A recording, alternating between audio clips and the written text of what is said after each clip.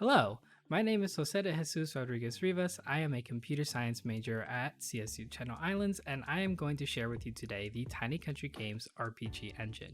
This is a project I've been wanting to start for a very long time, and since it's my capstone, I was finally able to get a start on this project. Now, this project is a massive project, so the capstone's really just the beginning of the project. It was never really meant to be the entire engine.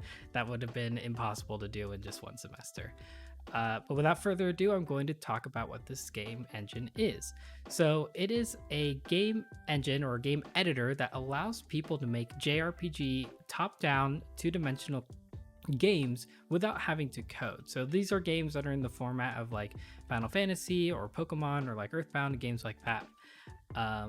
And it's meant to be very easy to use, very beginner friendly, not something that you need to have any sort of coding experience or game development experience to be able to use. And that was kind of my guiding principle for how I made this project. So when you first run the application, this is what you see. It's kind of a welcome screen that allows you to see all your projects kind of in one place, so you don't have to like fish them out of your file system, but you can do that anyways with the open. I'm going to go ahead and create just a quick sample project. I'm just going to call it Capstone Demo Project. And just to show like kind of what happens when you first open up this editor. So when you first open up the editor, you're taken to the main screen, which is the map editor. We're going to get to the map editor in a little bit, but I wanted to show off a couple things that this editor has already implemented for the capstone. So up here we have kind of like a control bar. So right here is the database manager. This database manager allows us to change things like the image we see on the title screen of the game, the music that plays, the title that appears, the sound effects that play, and stuff like that.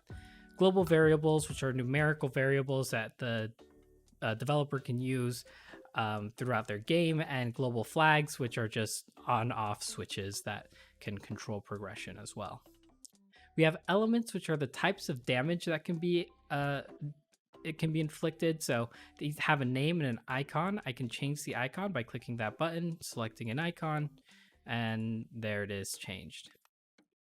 And then we have our asset manager, which are the various different assets in our game. So for example, we have music, sound effects, images, sprite sheet pages. I want to show a sprite sheet page. A sprite sheet page is basically a image that is split up into 8 or into however many sprite sheets that you want, which are in this 4x3 format. So this one has 2 rows and 4 columns of sprite sheets, and then each of those are split up. So I'm going to go ahead and import that and show it being used here on the actor screen. I'm going to add a new actor. You can see it already selected a sprite sheet here. So this is choosing the character that will represent this actor. These will be playable characters in the future once that gets implemented, but right now it's mainly the map editor. I wanted to show the map editor because that is kind of like the crown jewel of this project. Right here we have the ground layer, which is the very bottom layer. So if I try to put something on the ground layer that has transparency, it's going to kind of expose the map a little bit. So in order to avoid that, we can add a new layer. This is layer 1. So now I can add this tent here and it'll be on top of the ground. I can add another layer. We'll just call that layer 2. And that will be on top of that. And so I can switch between the layers pretty easily, kind of draw stuff and have it all be layered. It's pretty cool. Just to show what happens when you save these files, the project is all represented using JSON data on the developer's machine. So it's all JSON, it's all plain text, so it's very indexable, and you can use version control such as Git very easily with this. That was kind of an important thing to me while I was working on this, is to have everything represented in JSON in the development environment. But when it comes to actually running the game, all that data gets compiled into binary. So when I click this run button, what happens first is all the data is compiled into a binary format, and the game is then the runtime of the game is then run. So this is the application that will actually ship to the players of the game, as well as the binary data, not the JSON data.